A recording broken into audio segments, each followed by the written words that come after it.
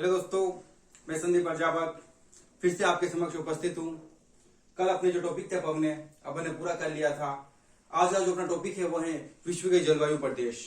आज जो अपन अध्ययन करेंगे वो करेंगे विश्व के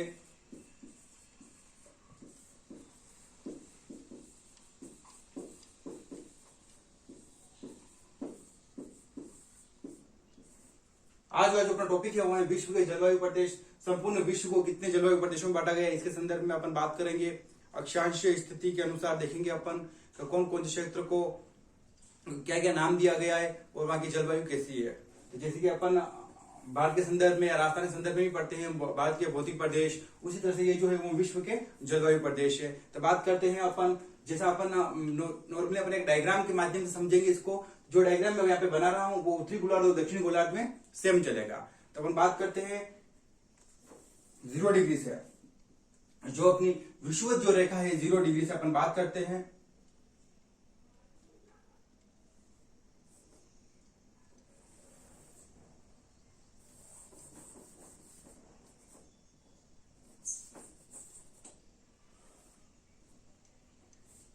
बात करते हैं ये अपनी 0 डिग्री है विषुवत रेखा। 0 डिग्री से अपन बात करते हैं कि कोई भी जलवायु प्रदेश चाहे वो उत्तर में हो चाहे वो दक्षिण में हो, अपन यहाँ देशांतर के माध्यम अक्षांश के माध्यम से अपन समझेंगे। 0 डिग्री से लेकर जो 10 डिग्री तक का जो क्षेत्र है, 0 से लेकर चाहे वो उत्तर हो चाहे वहां दक्षिण हो, 0 से लेकर जो 10 डिग्री तक का जो क्षेत्र है, ये अपना 10 डिग्री अक्षांश तक का जो क्षेत्र है, ये विषुवत रेखीय जलवायु प्रदेश कहलाएगा। क्या कहलाएगा? विषुवत रेखीय जलवायु प्रदेश। विषुवत रेखीय जलवायु प्रदेश। 0 से लेकर 10 डिग्री का जो ये क्षेत्र है, ये अपन विषुवत रेखीय जलवायु प्रदेश के नाम से जाना जाएगा, चाहे वह उत्तरी गोलार्ध हो चाहे वह दक्षिणी गोलार्ध हो। आगे अपन बात करते हैं 0 से अब जो क्षेत्र होंगे ये लगभग पूरा एक ही क्षेत्र है। चाहे अपन पूरी भूमध्य रेखा के समीप देख ले, अपन किसी भी देशांतर के संदर्भ में देखिए, अपन कोई भी देशांतर पर अपन बात करते हैं, किसी भी देशांतर पर यह प्रदेश सेम चलेगा, विषुवत रेखीय जलवायु प्रदेश कहलाएगा। फिर अपन बात करते हैं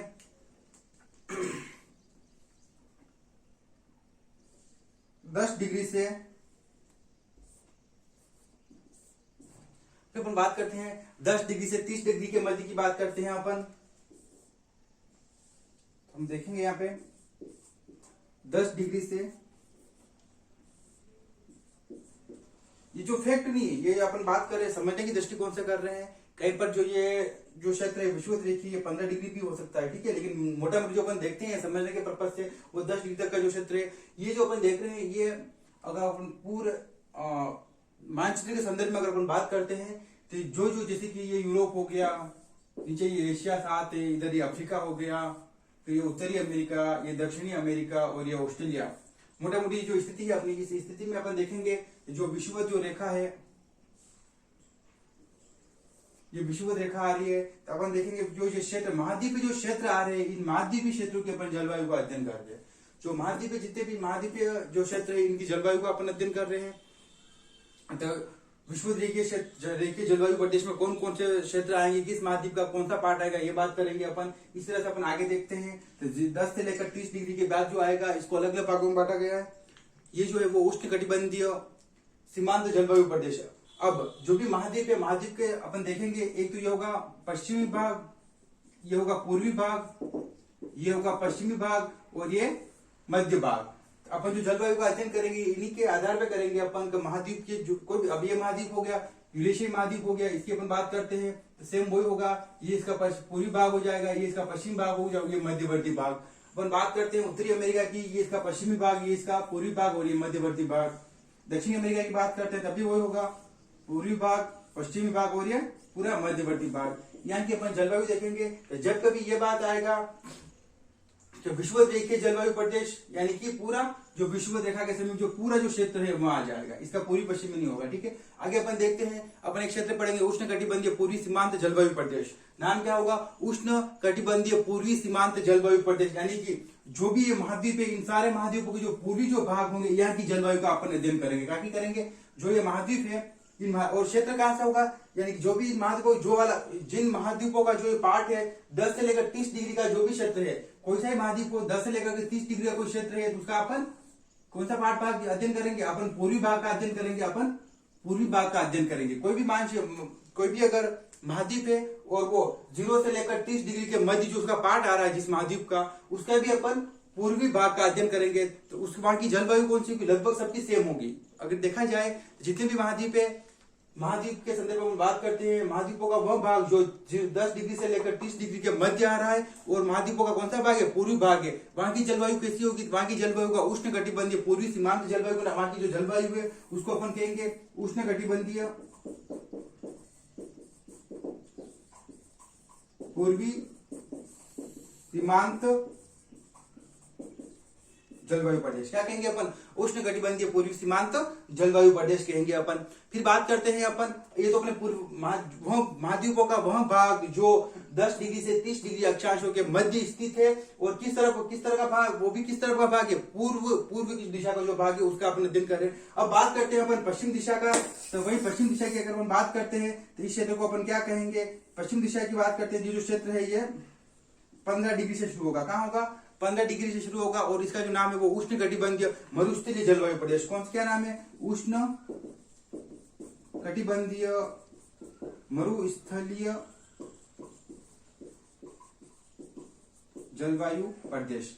अब बात करते हैं 15 डिग्री से 30 डिग्री के बीच, 15 डिग्री से 30 डिग्री चाहे उत्तर हो चाहे दक्षिण हो, जो भी महाद्वीप का पार्ट इस डिग्री के अंदर आ रहा है, यानी कि 15 डिग्री से 30 डिग्री के बीच में आ रहा है, और वो कौन सा भाग है, पश्चिमी भाग है महाद्वीप का, तो वहां की जो जलवायु होगी उसको अपन कहेंगे उष्ण कटिबंधीय मरुस्थलीय जलवायु प्रदेश। क्या कहेंगे अपन, उष्ण कटिबंधीय मरुस्थलीय जलवायु प्रदेश।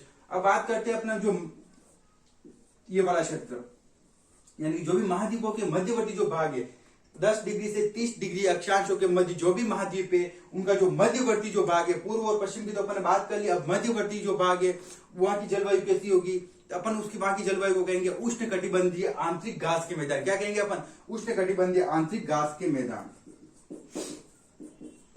उष्ण कटिबंधीय आंतरिक घास के मैदान। ठीक है दोस्तों, अब अपन बात करते हैं आगे। ये तो अपन ने बात करी 30 डिग्री तक की बात करी, फिर अपन बात करते हैं 30 से लेकर 45 डिग्री कहां की बात करते हैं अपन, आगे और चलते हैं, चाहे वो उत्तरी गोलार्ध हो दक्षिण गोलार्ध दोनों में सेम होगा। तो 30 से लेकर 45 डिग्री अक्षांश की अपन बात करते हैं।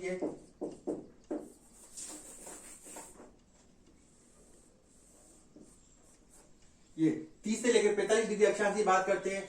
जो भी महाद्वीप 30 डिग्री से लेकर 50 महाद्वीप का वह भाग जो 30 डिग्री से लेकर 45 डिग्री के मध्य आ रहा है, तो उसका जो पश्चिमी भाग है, महाद्वीप का कोई महाद्वीप है जो 30 डिग्री से चाहे उत्तर हो दक्षिण हो, 30 डिग्री से 45 डिग्री के मध्य अगर आ रहा है अक्षांशों के मध्य, तो उसके अपन कौन से भाग की, पश्चिम भाग को अपन क्या कहेंगे, तो उसके पश्चिम भाग को अपन कहेंगे उष्ण शीतोष्ण पश्चिमी सीमांत जलवायु प्रदेश। उष्ण जैसे कि ये कटिबंध कौन सा है, उष्ण शीतोष्ण कटिबंध है। महाद्वीप को 2 भागों में बताया था मैंने, जो शीतोष्ण कटिबंध है उसको अपन शीत शीतोष्ण कहेंगे, ऊपर 45 से ऊपर वाले को अपन शीत शीतोष्ण कहेंगे, और 30 से 45 23.5 से अपन कहेंगे नॉर्मल, लेकिन 30 के देशांतर संदर्भ में देखेंगे तो 23.5 से जो 45 डिग्री का जो अक्षांश है उसे अपन उष्ण शीतोष्ण कहेंगे, और 45 से जो 64.5 तक है उसको अपन शीत शीतोष्ण कहेंगे। उसी तरह से ये जो है वो कौन सा है, उष्ण शीतोष्ण कटिबंधीय क्षेत्र में आ रहा है। अपन इसके यहाँ की जो जलवायु होगी, जो भी महाद्वीप 30 डिग्री से 45 डिग्री अक्षांशों के मध्य, यानी कि 30 डिग्री से 45 डिग्री अक्षांश चाहे उत्तर हो चाहे दक्षिण हो, वहां के मध्य में अगर वो आ रहा है, उसका जो पश्चिम भाग की जो जलवायु होगी वो कहलाएगी उष्ण शीतोष्ण पश्चिमी सीमांत जलवायु प्रदेश। उष्ण शीतोष्ण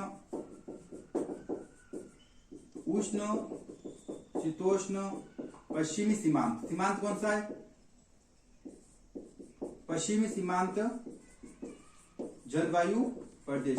क्या कहेंगे अपन उसको, उष्ण शीतोष्ण पश्चिमी सीमांत जलवायु प्रदेश कहेंगे पश्चिमी भाग को अपन। अब सेम एजे की जो उन्हीं महाद्वीपों का जो पश्चिमी जो पूर्वी जो भाग होगा, उन पूर्वी भाग को क्या कहेंगे अपन, जैसा कि नाम से स्पष्ट है, इसको उष्ण शीतोष्ण पश्चिमी सीमांत का है, उसको अपन कहेंगे उष्ण शीतोष्ण पूर्वी सीमांत कह देंगे। तो वो जो जलवायु होगी वो उष्ण शीतोष्ण पूर्वी सीमांत जलवायु प्रदेश क्या कहलाएगी, उष्ण शीतोष्ण पश्चिमी सीमांत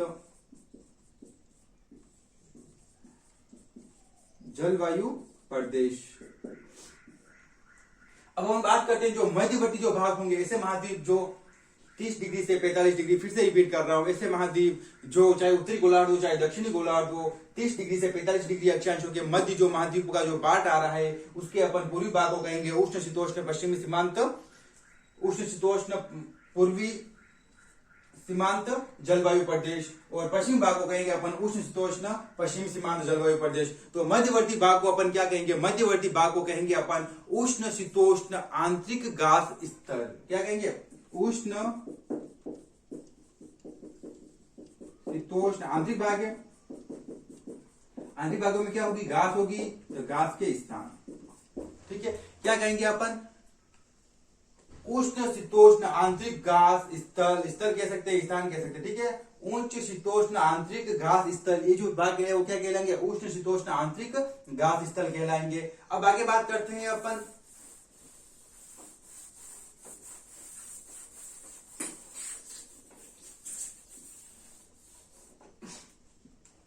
इससे आगे और अपन देखते हैं तो 45 डिग्री से 60 डिग्री के बीच की बात करते हैं अपन। 45 से 60 के, ये 45 डिग्री से 60 डिग्री, चाहे उत्तर हो चाहे दक्षिण हो, 45 डिग्री से 60 डिग्री अक्षांशों के बीच, चाहे उत्तरी अक्षांश हो चाहे दक्षिणी अक्षांश हो, इन अक्षांशों के बीच जिस किसी कोई भी महाद्वीप का अगर पार्ट आ रहा है, उसके अपन पूर्वी भाग, उस महाद्वीप के अपन पूर्वी भाग को क्या कहेंगे? उस महाद्वीप के अपन पूर्वी भाग को अपन कहेंगे शीत शीतोष्ण पूर्वी।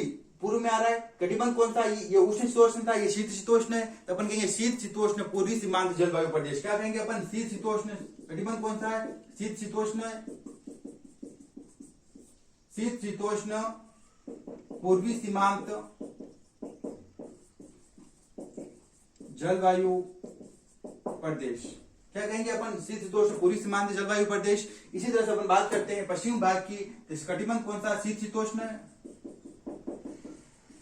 शीत शीतोष्ण पश्चिमी सीमांत जलवायु प्रदेश। अब मध्यवर्ती जो भाग है इन महाद्वीपों के, उनको अपन क्या कहेंगे? तो उनका जो नाम होगा, जैसे ये उष्ण शीतोष्ण आंतरिक गास स्थल है, उसी तरह से ये क्या हो जाएंगे? शीत शीतोष्ण, शीत शीतोष्ण महाद्वीप, इसको अपन कहेंगे शीत शीतोष्ण महाद्वीप जलवायु प्रदेश कहेंगे। शीत शीतोष्ण, शीत शीतोष्ण महाद्वीपीय जलवायु प्रदेश। अब अपन बात करते हैं इसके पर्टिकुलर, अपन इसी के इस वाले पार्ट की बात करते हैं जो 45 डिग्री से 60 डिग्री अक्षांशों के बीच जो महाद्वीप स्थित है, जिस जो भी महाद्वीप का भाग है उसका अपन पश्चिमी भाग को तो अपन कहेंगे शीत शीतोष्ण पश्चिमी सीमांत जलवायु प्रदेश, पूर्वी भाग को कहेंगे शीत शीतोष्ण पूर्वी सीमांत जलवायु प्रदेश। लेकिन जो मध्यवर्ती जो भाग है, आंतरिक जो भाग है, ये केवल उत्तरी गोलार्ध में स्थित, वो केवल कौन से गोलार्ध में? ये जो क्षेत्र है ये केवल उत्तरी गोलार्ध में ही है, दक्षिणी गोलार्ध में नहीं, केवल उत्तरी गोलार्ध। अब क्यों है उत्तरी गोलार्ध में?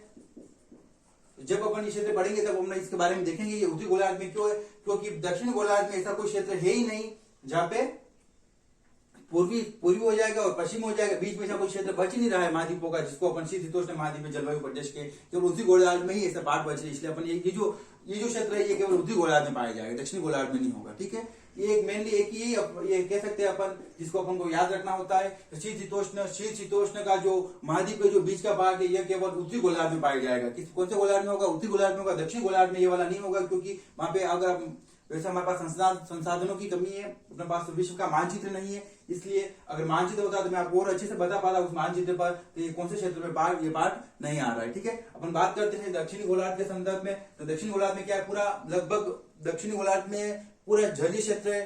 कहीं कहीं पर अगर अपन बात करते हैं दक्षिणी अमेरिका महाद्वीप की अगर अपन बात करते हैं, ऐसे इसी तरह से लगभग पार्ट आया हुआ है। तो ये वाला क्षेत्र एक अलग है, ये वाला क्षेत्र दोनों, एक तो पूर्वी हो जाएगा एक पश्चिम हो जाएगा, लेकिन मध्यवर्ती में कोई क्षेत्र बच ही नहीं रहा है। तो इसलिए अपन बात करते हैं ये वाला जो है ये केवल उत्तरी गोलार्ध में ही होता है, दक्षिणी गोलार्ध में नहीं होता है। ठीक है, बाकी पूरा जलीय क्षेत्र ही आएगा इसके लगभग में। दक्षिणी गोलार्ध में केवल ये वाला पार्ट होगा, पूर्वी भाग हो जाएगा, आधा पश्चिम हो जाएगा और बीच में कोई क्षेत्र बच ही नहीं रहा है। इसलिए शीत शीतोष्ण महाद्वीप की जलवायु जो है वो केवल उत्तरी गोलार्ध में होती है, दक्षिण गोलार्ध में नहीं पाई जाती है।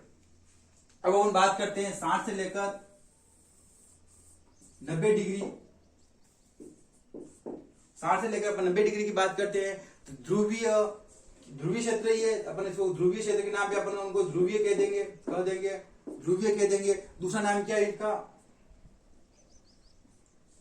ध्रुवीय। और एक साथ टुंड्रा है, तो ध्रुवीय व टुंड्रा जलवायु, ध्रुवीय व टुंड्रा जलवायु प्रदेश कहलाएगा ये पूरा। जैसे ये पूरा विश्व एक ही जलवायु प्रदेश था, उससे ये ध्रुवीय टुंड्रा जलवायु प्रदेश कहलाएगा पूरा। ठीक है, इसका पूर्वी पश्चिम सीमांत नहीं होगा।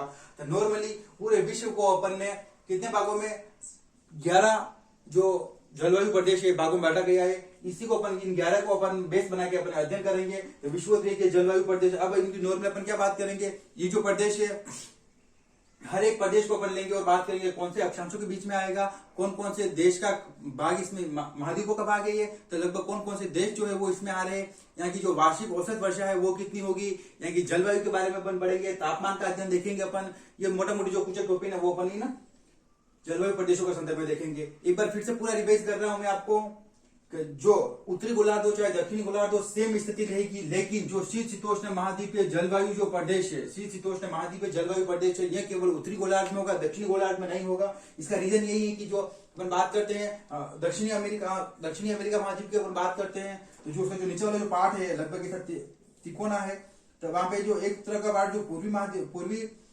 शीतोष्ण पूर्वी सीमांत प्रदेश कहलाएगा, और एक तरह का जो पार्ट है वो शीतोष्ण पश्चिमी सीमांत प्रदेश कहलाएगा। बीच में कोई ऐसा पार्ट बच ही नहीं रहा है जिसको अपन शीतोष्ण महाद्वीपीय जलवायु प्रदेश के, इसलिए ये केवल उत्तरी गोलार्ध में होगा, दक्षिण गोलार्ध में नहीं होगा। बाकी पूरा दक्षिण गोलार्ध में क्या है, मैक्सिमम जल की अधिकता है, महासागर की अधिकता है, इसीलिए ये केवल उत्तरी गोलार्ध में पाया जाएगा। बाकी सारे अपन देखेंगे ये उत्तरी गोलार्ध और दक्षिणी गोलार्ध में सेम चलेंगे। तो अपन बात करते हैं कि सबसे पहले विषुवत रेखीय जलवायु प्रदेश के संदर्भ में अपन देखते हैं कि विषुवत रेखीय जलवायु प्रदेश, इनकी जो अवस्थिति की बात करते हैं अपन, अवस्थिति क्या रहेगी इसकी, विषुवत रेखीय जलवायु प्रदेश। अपन बात कर रहे हैं विषुवत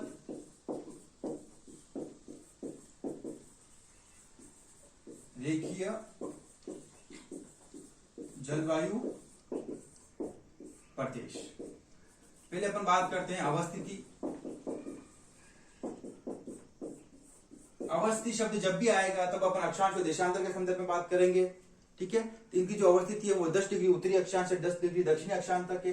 जैसे कि मैंने बताया आपको कि सेम ये जो उत्तर में चलेंगे वैसे वैसे दक्षिण में चलेंगे। यहाँ अवस्थिति तो साथ साथ मैंने यहाँ पे भी क्लियर करता गया हूं मैं, लेकिन फिर भी अपन अवस्थिति की बात करते हैं तो 10 डिग्री 0 से लेकर 10 डिग्री उत्तर व 0 से लेकर 10 डिग्री दक्षिणी अक्षांश में। ठीक है, 0 से 10 डिग्री उत्तर और 0 से 10 डिग्री दक्षिणी अक्षांश। ठीक है, ये इसकी अवस्थिति हो जाएगी कि 10 डिग्री उत्तर, मोटा मोटी अपन कहे तो 10 डिग्री उत्तर से 10 डिग्री दक्षिण भी कह सकते हैं अपन, 10 डिग्री उत्तर से 10 डिग्री दक्षिण। ठीक है, 10 डिग्री उत्तर से 10 डिग्री दक्षिण की भी अपन बात कर सकते हैं। तो 10 डिग्री उत्तर व 10 डिग्री दक्षिण से इसकी जो है वो अवस्थिति है। आगे बात करें अपन तो यह जलवायु प्रदेश है भूमध्य रेखा के दोनों ओर 5 डिग्री से 10 डिग्री अक्षांश तक फैला हुआ है। भूमध्य रेखा के दोनों ओर कहां है, 5 डिग्री से 10 डिग्री अक्षांशों तक यह फैला हुआ है। आगे अपन इसके बारे में बात करते हैं तो पवनाभिमुखी यानी पवन भूमि क्षेत्रों में जो क्षेत्र है, कहीं पवन के जो जिसे पवन चल रही है उसी से अगर सामने की दिशा में अगर ये क्षेत्र है तो ये 15 से 25 डिग्री तक भी जा सकता है। अगर इस क्षेत्र की बात करें कहीं पर अपन को ऐसा अफवाह भी मिलेंगे, ये फैक्ट नहीं है कि 10 डिग्री उत्तर से 10 डिग्री दक्षिण, ये तो एक औसत है। लेकिन कहीं पर इन क्षेत्रों का जो विस्तार है वो 15 से 25 डिग्री तक भी इन क्षेत्रों का विस्तार है। वो किस कंडीशन में होगा, वो उसी कंडीशन में होगा जब पवनाभिमुखी यानी पवन के सामने जब क्षेत्र होंगे, जिस तरफ से पवन चले उससे समानांतर अगर कोई क्षेत्र है, सामने पवन भूमि की तरफ कोई क्षेत्र है, तो उन क्षेत्रों में जो उस कंडीशन में ये जो क्षेत्र है ये बढ़ के 15 से 25 डिग्री तक भी विस्तृत हो सकते हैं। इस प्रदेश का सर्वाधिक विस्तार है। अगर बात करते हैं अपन विषुवत रेखीय जलवायु प्रदेश का सर्वाधिक विस्तार कौन से महाद्वीप की बात करते हैं अपन, सर्वाधिक विस्तार जो है वो दक्षिणी अमेरिका महाद्वीप में पाया जाएगा। किसमें पाया जाएगा, दक्षिणी अमेरिका महाद्वीप के, और दक्षिणी अमेरिका महाद्वीप के जो उत्तरी भाग है, दक्षिणी अमेरिका जो पूरा महाद्वीप है इसके जो उत्तरी भाग में ये वाला क्षेत्र है, क्योंकि भूमध्य रेखा लगभग वहां के आसपास तक गुजरती है, इसलिए उत्तरी भाग में ये क्षेत्र होंगे। तो बात करते हैं उत्तरी भाग, दक्षिणी अमेरिका के उत्तरी भाग में कौन कौन से क्षेत्र आएंगे, तो मेनली आएगा अमेजन बेसिन, मध्य अफ्रीका, अफ्रीका का भी कुछ पार्ट आएगा, मध्य अफ्रीका में कौन से आएगा, कांगो जो बेसिन है अपन, कांगो नदी जो बेसिन उसका जो क्षेत्र है बेसिन है वो जो है कांगो बेसिन आएगा। आगे बात करते हैं अपन दक्षिणी पूर्वी एशिया के संदर्भ देखते हैं अपन, तो एशिया महाद्वीप में अपन दक्षिण व पूर्वी एशिया के जो भाग है, जैसे कि इंडोनेशिया जो द्वीप है उसके आसपास का जो क्षेत्र है वो इस प्रकार की विषुवत जलवायु प्रदेश में आएगा। यहाँ की जो जलवायु है, यहाँ पे वर्ष भर जो तापमान है वो उच्च रहेंगे। तापमान उच्च रहने का कारण वही है कि वर्ष भर सूर्य की किरणें सीधी गिरती है, तापमान उच्च रहेगा, जिस कारण क्या होगा, भारी वर्षा होगी और उच्च आर्द्रता। तापमान उच्च है, वर्षा भी है, जलीय क्षेत्र है, आर्द्रता भी यहाँ पे उच्च रहेगी। यानी कि तापमान कैसा रहेगा, उच्च रहेगा, भारी वर्षा होगी, आर्द्रता उच्च रहेगी। यहाँ पे ऋतु परिवर्तन नहीं होता है। ऋतु परिवर्तन यहाँ पे नहीं होता है। क्यों नहीं होता है? क्योंकि सूर्य की किरणों का तिरछापन होता ही नहीं है यहाँ पे, बिल्कुल ही ऋतु परिवर्तन होगा ही नहीं। जब सूर्य की किरणें तिरछी होगी तभी जाके ऋतु परिवर्तन होगा। तो सूर्य की किरणों का तिरछापन यहाँ पे होगा ही नहीं, इस क्षेत्र में ऋतु परिवर्तन नहीं होता है। वर्ष भर ही वर्षा होती है।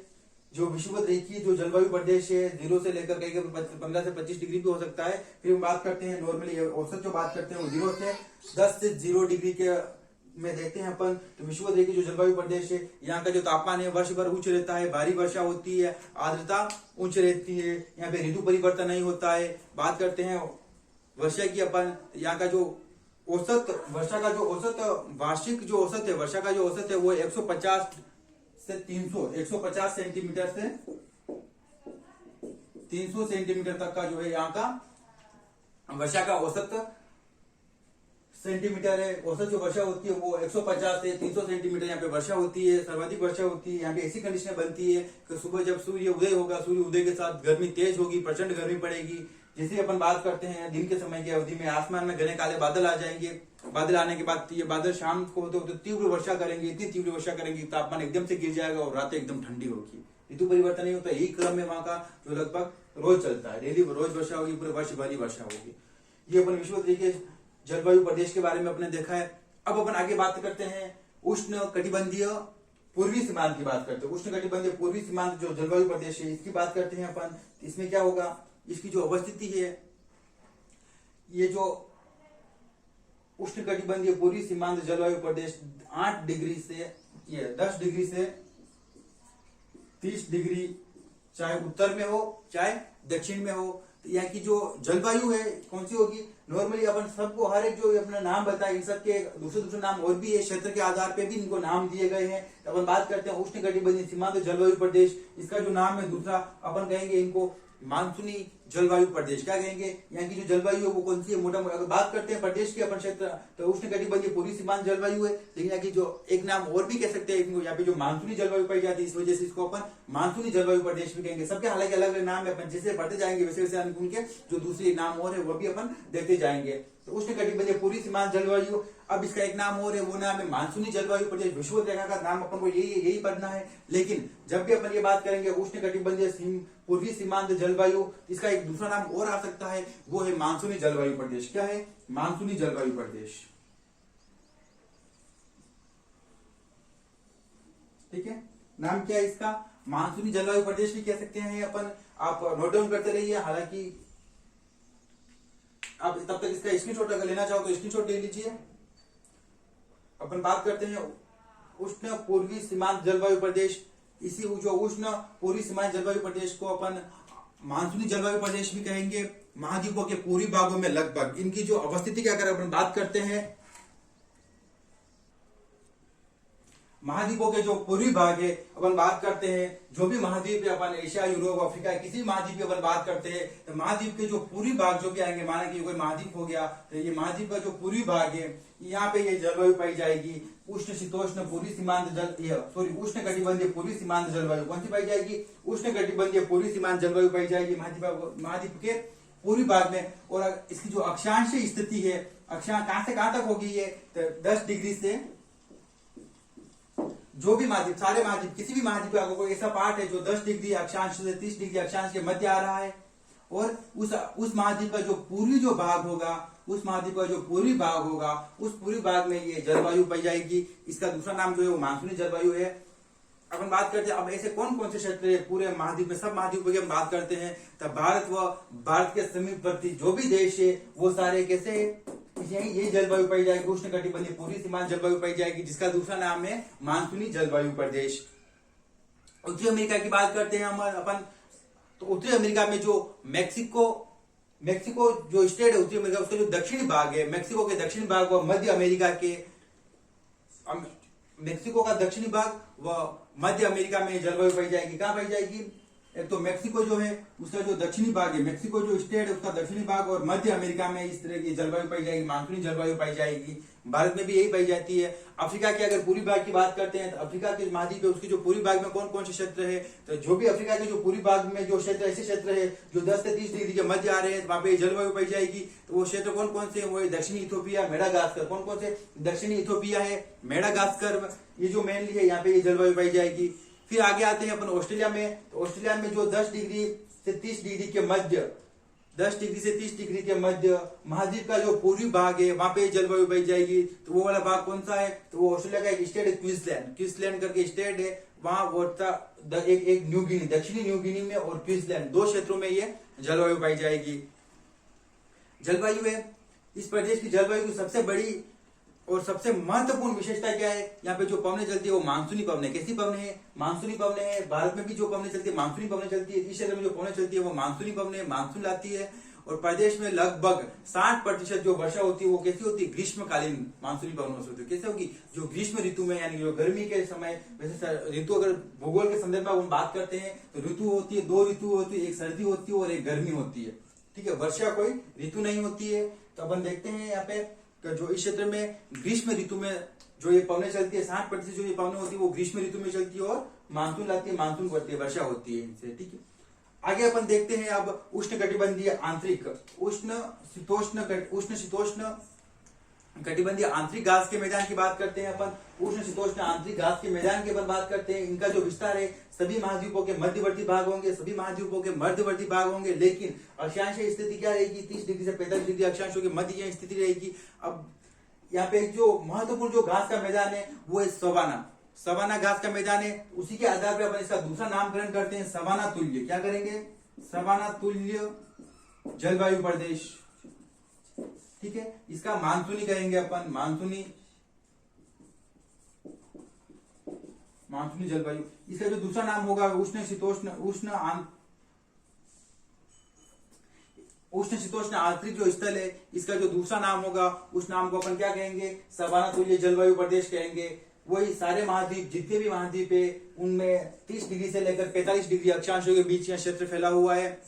दोनों गोलार्धों में हो गई बात, ये सॉरी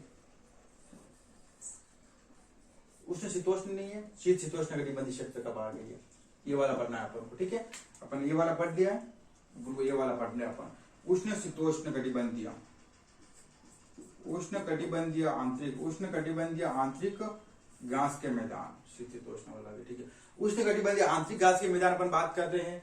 उष्ण कटिबंधीय आंतरिक जो घास के मैदान है, इन्हीं मैदानों का दूसरा नाम है सवाना तुल्य। क्या कहेंगे अपन, सवाना तुल्य कहेंगे। ये वाला है मानसूनी है ये, और ये सवाना तुल्य है। कौन सा है, उष्ण कटिबंधीय आंतरिक घास के जो मैदान है इनको अपन सवाना तुल्य जलवायु प्रदेश कहेंगे। सवाना तुल्य जलवायु जो प्रदेश है इनकी अक्षांश स्थिति बात करते हैं अपन 10 डिग्री से 30 डिग्री के मध्य ये इनकी अक्षांश स्थिति है। उष्ण कटिबंधीय घास, जो उष्ण कटिबंधीय आंतरिक घास के मैदान यानी उष्ण कटिबंधीय घास पाई जाएगी। घास कौन सी होगी, मेनली जो घास पाई जाती है उसे अपन सवाना, काफी फेमस इसलिए इस क्षेत्र को अपन सवाना तुल्य जलवायु प्रदेश कहेंगे।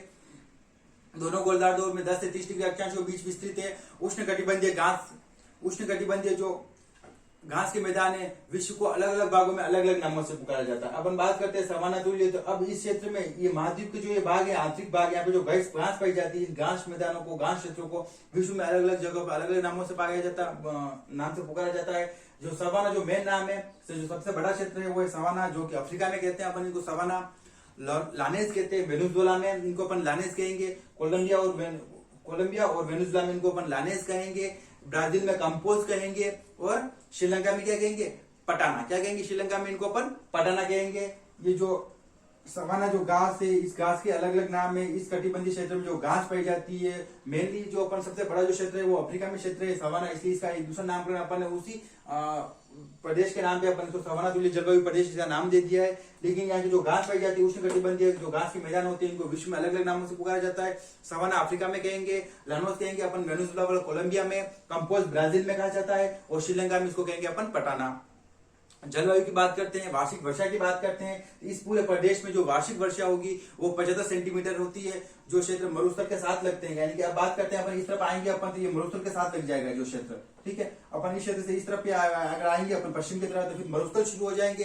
तो जो क्षेत्र मरुस्थल के पास लगते हैं वहां वार्षिक वर्षा जो होती है वो 25 से 40 सेंटीमीटर तक होती है। किंतु भूमध्य रेखा की ओर, जैसे अपन बात करते हैं भूमध्य रेखा, ये जो क्षेत्र भूमध्य रेखा से भी लग रहा है, अपने क्षेत्र की बात करें तो ऊपर की तरफ इन वाले क्षेत्रों से भी लग रहा है और भूमध्य रेखा से भी लग रहा है और ये जो मरुस्थलीय क्षेत्रों से भी लग रहा है। इस क्षेत्र में जो वार्षिक वर्षा जो होती है वो 75 सेंटीमीटर के आसपास होती है। लेकिन जो क्षेत्र मरुस्थल के जो पास में जो क्षेत्र लग रहे हैं यहाँ पे जो वार्षिक वर्षा होगी वो 25 से 40 सेंटीमीटर तक होती है।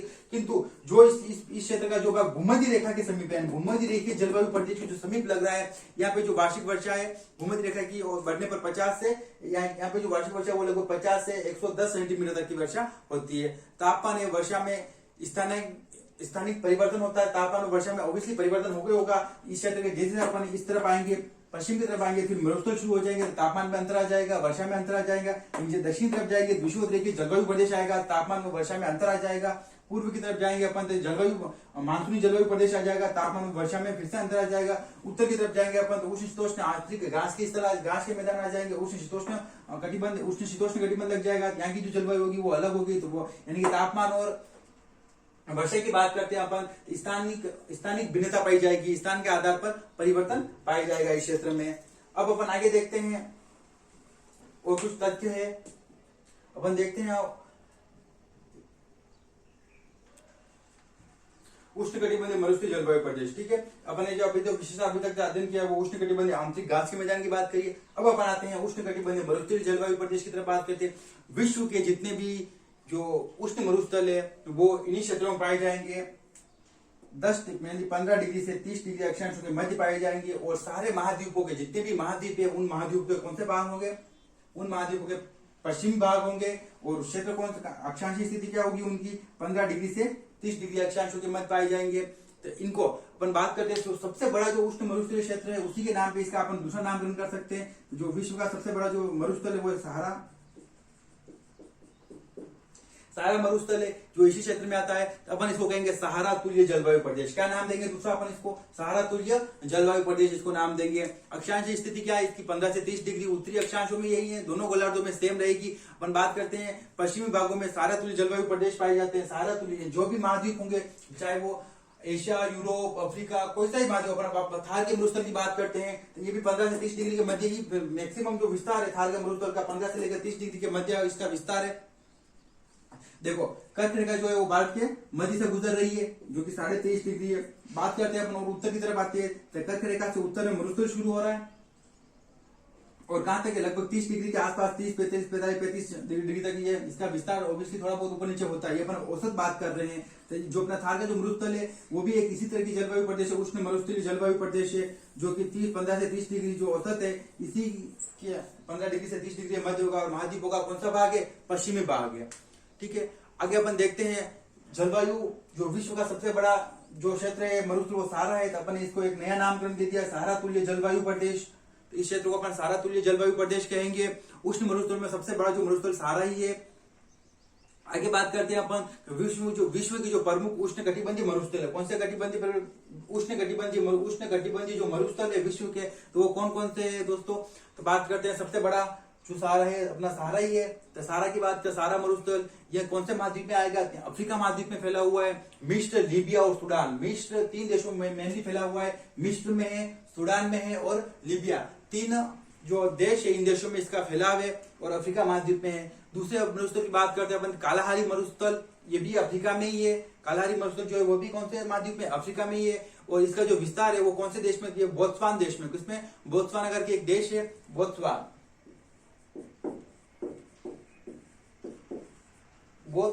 एक देश है, उस देश में इसका जो विस्तार है ये देश अफ्रीका महाद्वीप में ही है। आगे बात करते हैं अपन नामीबिया मरुस्थल की बात करते हैं, ये भी अफ्रीका में ही है। और नामीबिया एक देश है, नामीबिया इसी नाम पे इसका नामकरण है। अपन कहेंगे इसको नामीय मरुस्थल, नामीबिया देश में और अफ्रीका में। फिर अपन बात करते हैं, आते हैं भारत की ओर, रुक करते हैं अपन एशिया महाद्वीप की। तो एशिया महाद्वीप में जो वो थार का मरुस्थल, ये भारत और पाकिस्तान 2 देशों में फैला हुआ है। फिर बात करते हैं अरब मरुस्थल की। अरब मरुस्थल जो है वो सऊदी अरब में है।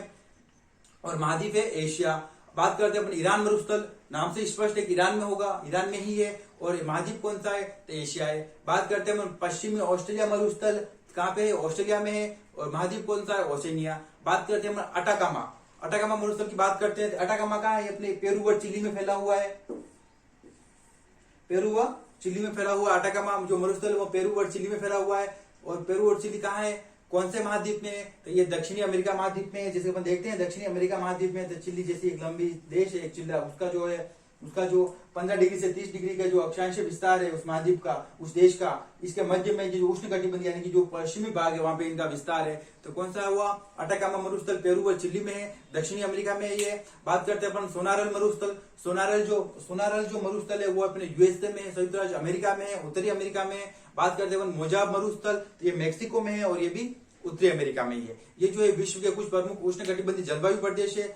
जलवायु जो इनकी अब बात करते हैं, इनकी जलवायु कैसी होगी, वर्षा क्या होगी, तापमान क्या होगा। तो उष्णकटिबंधीय जलवायु प्रदेश है, तापमान कैसे रहेंगे, उच्च ही रहेंगे। वर्षा कैसी होगी, न्यून रहेगी, वर्षा बहुत ही कम होती है इन क्षेत्रों में, तापमान उच्च रहता है। इन प्रदेश की दो जो सबसे महत्वपूर्ण विशेषता है वो जो दैनिक तापांतर, दिन का जो तापांतर है उसमें बहुत अधिक होते हैं। दैनिक तापांतर की बात करें, तापमान का जो अंतर होता है, दैनिक तापांतर जो होता है वो बहुत ज्यादा होता है। इस प्रदेश में वर्षा कम होती है, अनियमित होती है और अनिश्चित होती है। कभी बार ऐसा भी हो जाता है कि अनियमित फुल वर्षा हो जाती है, कभी ऐसा होता है वर्षा बिल्कुल होती नहीं, अनियमित होती है और अनिश्चित वर्षा होती है। वर्षा जो होती है वो 25 सेमी से भी कम होती है। ऐसा होता है, कभी ऐसा होता है कि 5-7 दिन में अगर 25 सेमी पूरी वर्षा हो जाएगी, जैसे लगता है फुल वर्षा हो रही है, वर्षा अनियमित है, लेकिन उसके बाद में वर्षा होगी नहीं बिल्कुल ही। जो लगभग जो औसत होता है वो 25 सेंटीमीटर के आसपास ही होता है।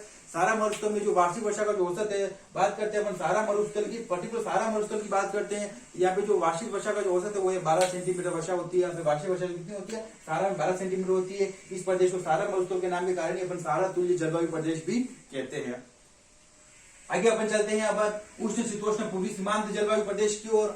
उष्ण शीतोष्ण पूर्वी सीमांत जलवायु प्रदेश की ओर अपन देखते हैं। ये जो क्षेत्र है इनका जो फैलाव है, विस्तार है 30 डिग्री अक्षांश से 45 महाद्वीपों का वह भाग, सभी महाद्वीपों का वह भाग जो 30 डिग्री से 45 डिग्री के बीच में स्थित है। और उन महाद्वीपों का फिर से पूर्वी भाग है, यानी कि ऐसा महाद्वीपों के पूर्वी भाग जो 30 डिग्री से 45 डिग्री अक्षांशों के मध्य स्थित है, वहां पे जलवायु पाई जाएगी। जलवायु का जो नाम है वो उष्ण शीतोष्ण पूर्वी सीमांत जलवायु पाई जाती। अब इस क्षेत्र का, इस तरह की जो जलवायु है, इसका सबसे बड़ा क्षेत्र है एक चीन। क्या है, चीन जो देश है, उसी के आधार पर इसका एक नया नामकरण और नया नाम दिया गया है, चीन तुल्य जलवायु प्रदेश। क्या कहेंगे अपन, चीन तुल्य जलवायु प्रदेश, चीन तुल्य जलवायु प्रदेश कहेंगे। क्योंकि चीन का जो पूर्वी सीमांत है बहुत बड़ा क्षेत्र है जो इस तरह की जलवायु को विशेषता रखता है, तो उसी के आधार पर अपन इसका नामकरण किया है, तो वह चीन तुल्य जलवायु प्रदेश है। इसे प्राय शीतोष्ण मानसूनी प्रदेश भी कहते हैं। क्या कहेंगे, शीतोष्ण, जैसे कि अपन किया था जलवायु मानसूनी प्रदेश, ये कौन शीतोष्ण मानसूनी जलवायु प्रदेश भी कहेंगे। अपन कहेंगे शीतोष्ण कटिबंध में आता है, इसलिए अपन शीतोष्ण मानसूनी जलवायु प्रदेश भी कहेंगे।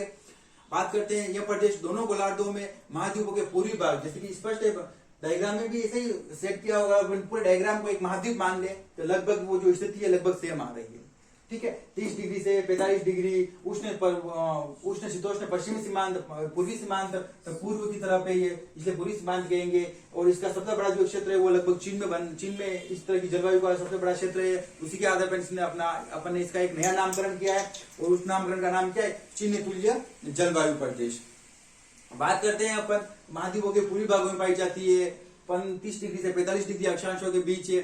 फिर एशिया में सबसे बड़ा जो क्षेत्र है वो है, अब ऐसे महाद्वीप कौन कौन से जो क्षेत्र है, तो एशिया में सबसे ज्यादा जलवायु पाई जाएगी। एशिया में कौन कौन से देशों में पाई जाती है मतलब इस प्रकार की जलवायु, एक तो चीन तुल्य जलवायु पर नाम दिया था, चीन में ओबियसली होगी। तो चीन हो गया, जापान हो गया तथा दक्षिणी कोरिया। चीन, जापान व दक्षिणी कोरिया है। उत्तरी अमेरिका में बात करते हैं अपन संयुक्त राज्य अमेरिका का दक्षिणी पूर्वी भाग, कौन सा, संयुक्त राज्य अमेरिका का जो दक्षिण जो पूर्वी भाग है वो उस वाले भाग में इस तरह की जलवायु पाई जाएगी।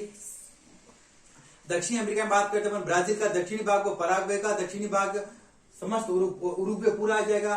उरुग्वे की बात करते हैं पूरा उरुग्वे आ जाएगा, ब्राजील का दक्षिणी भाग आएगा, पराग्वे का भी दक्षिणी भाग आएगा।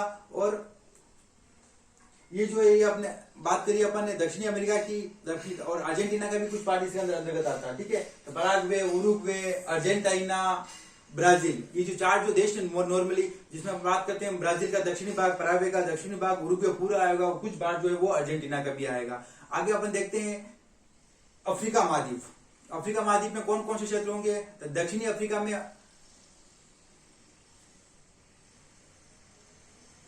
अब अफ्रीका की बात करते हैं अपन, तो दक्षिणी अफ्रीका में जो क्षेत्र है वो होंगे इसमें पूरे, और ऑस्ट्रेलिया का भी कुछ पार्ट है, दक्षिणी पूरी भाग जो है वो ऑस्ट्रेलिया का भी इसमें आएगा। तो अफ्रीका का कौन कौन से पार्ट आएंगे? दक्षिणी अफ्रीका, जो अफ्रीका जो महाद्वीप है अपना पूरा, ये जो दक्षिणी अफ्रीका जो है, इस बार यहाँ जो भी देश है वो सब वहां पे इसी तरह की जलवायु पाई जाएगी। इस तरह से ऑस्ट्रेलिया के भी कुछ पार्ट है। तो ऑस्ट्रेलिया का कौन सा है? दक्षिणी पूर्वी जो ऑस्ट्रेलिया का जो पार्ट है, अपन बात करते हैं ऑस्ट्रेलिया की बात करते हैं अपन। ऑस्ट्रेलिया का कौन सा पार्ट है? दक्षिण व पूर्वी। तो दक्षिण कौन सा होगा? ये दक्षिणी पार्ट हो गया, और ये पूर्वी मेनली यहाँ पे इस तरह की जलवायु पाई जाएगी।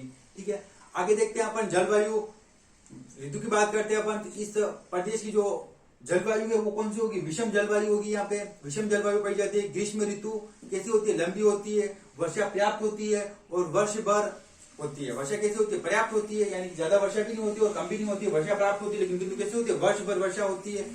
और जो ग्रीष्म ऋतु होती है वह लंबी होती है, यानी कि थोड़ी ग्रीष्म ऋतु का जो समय अवधि है, काल है, वह लंबा होगा। आगे अपन बात करते हैं औसत वार्षिक वर्षा पर्याप्त होगी, लेकिन फिर भी औसत देखते हैं अपन वर्षा का, तो 50 सेंटीमीटर से 150 सेंटीमीटर तक यहाँ पे वर्षा होगी। ग्रीष्मकालीन वर्षा मुख्यतः मानसूनी पवनों द्वारा होगी। अब ग्रीष्मकाल में जो वर्षा होगी वो किससे होगी? अपन नाम दिया था अपन को उष्ण शीतोष्ण मानसूनी जलवायु प्रदेश भी कहा था। तो जो मानसूनी पवन होगी उनसे यहाँ पे वर्षा होगी ग्रीष्म ऋतु में। इस जलवायु में उष्ण कटिबंधीय चक्रवात भी बहुत महत्वपूर्ण है। कौन से जलवायु? कौन सा? उष्ण कटिबंधीय चक्रवात कल अपन ने पढ़ा था। उष्ण कटिबंधीय चक्रवात क्या विशेषता होती है? उष्ण कटिबंधीय चक्रवात जो किसमें आते हैं? 5 डिग्री से 35 डिग्री के अक्षांशों के बीच में उत्पन्न होते हैं। और इनकी विशेषता क्या थी? ये समुद्री भाग में ही उत्पन्न होंगे। जो और सर्वाधिक किस ओर आते हैं? ये दक्षिण गोलार्ध में सर्वाधिक आते हैं, क्योंकि दक्षिण गोलार्ध में समुद्री भाग ज्यादा है। यहाँ पे जो क्षेत्र ये मेनली किससे प्रभावित होगा? उष्ण कटिबंधीय चक्रवात उससे प्रभावित होगा। और चक्रवात, इस उष्ण कटिबंधीय चक्रवात के बारे में आपने कहा था कि जापान, चीन इस तरफ जो है वो क्या कहेंगे? इसको टाइफून कहा जाता है। टाइफून, चीन, टोर्नेडो किसमें कहते हैं अपन? चक्रवात के उष्ण कटिबंधीय चक्रवात जो है वो टोर्नेडो के कहाँ कहा गया था? यूएसए में टोर्नेडो कहा गया था। संयुक्त अमेरिका में अपन टोर्नेडो कहते हैं। चीन, जापान में इसको टाइफून कहते हैं। तो ये जो टाइफून, टोर्नेडो की जो स्थिति होगी वो ज्यादा इन क्षेत्रों में होगी। यही जो कुछ महत्वपूर्ण फैक्ट अपन ने बताए हैं। अपन यही विराम करते हैं अपने इस टॉपिक को, जो अगर अपन सब सारे प्रदेश करेंगे बहुत लेंथी हो जाएगा टॉपिक। तो आज कल अपन स्टार्ट करेंगे फिर से उष्ण शीतोष्ण आंतरिक गांठ के, इस तरह से अपन शुरू करेंगे। इसी के साथ मैं अपनी बात को विराम देता हूं, और मैं आपसे कहना चाहूंगा जिस किसी ने वीडियो लाइक नहीं किया तो वीडियो को लाइक कर ले, वीडियो को शेयर कर ले, चैनल को सब्सक्राइब करना ना भूले, और हमारे नोटिफिकेशन प्राप्त करने के लिए आप बेल आइकन को जरूर प्रेस करें। धन्यवाद दोस्तों, थैंक यू।